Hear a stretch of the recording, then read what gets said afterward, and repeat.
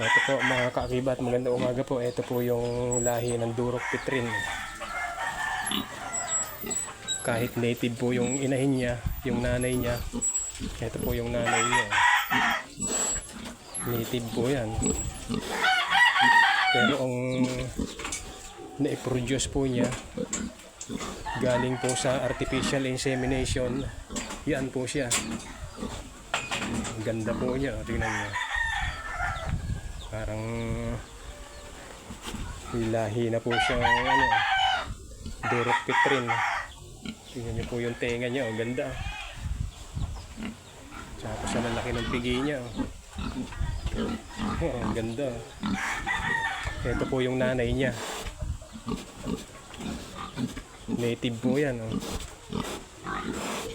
Ganyan po kaganda yung na-produce ng artificial insemination.